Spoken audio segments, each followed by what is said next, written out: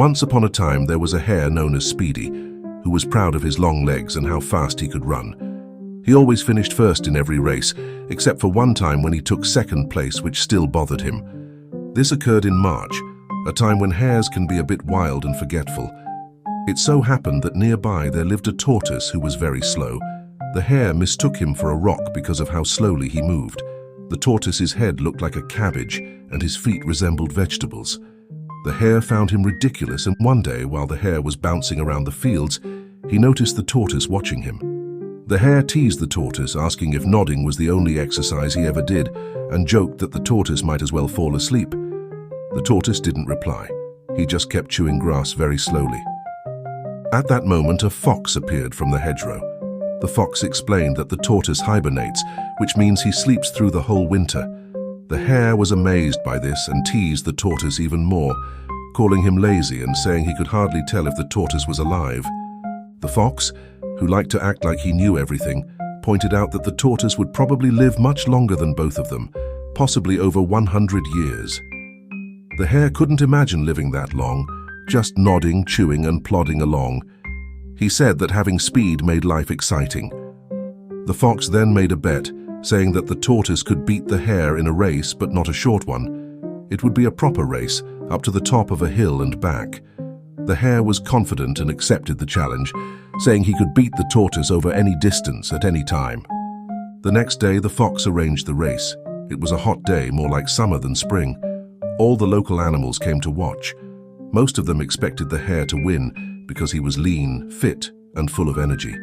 The tortoise, on the other hand, was slow and old with a shell on his back. The only one betting on the tortoise was the fox, who made a deal with the badger and the rat.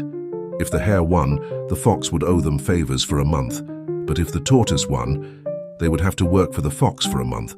The badger and rat thought the fox was foolish for making such a bet.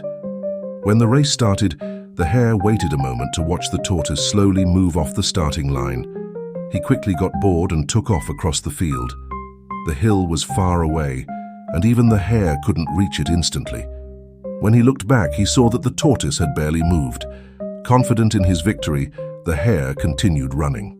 As he reached the hill and started climbing, his legs felt tired. He looked back again and saw the tortoise was still far behind.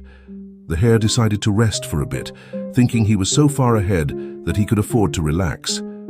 The hare sat down and chewed on some grass, sure that he could easily win the race whenever he wanted. He even thought it would be fun to let the tortoise catch up a little before dashing off again to win. Feeling tired, the hare lay down and closed his eyes, thinking a short nap would help him run even faster later. But the nap turned into a deep sleep. When the hare woke up, the sun was setting and it was cooler. He had forgotten where he was for a moment, but then remembered the race. He looked for the tortoise but couldn't see him, so he started jogging up the hill and back down.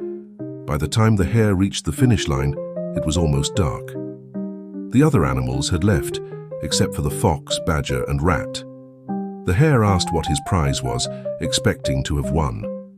The badger angrily told the hare that his prize was making them work for the fox for a month because the tortoise had already finished the race.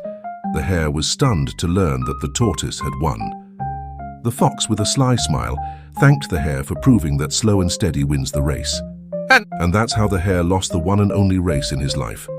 Even though he was still the fastest on the farm, he had to admit that on that day, the tortoise beat him fair and square.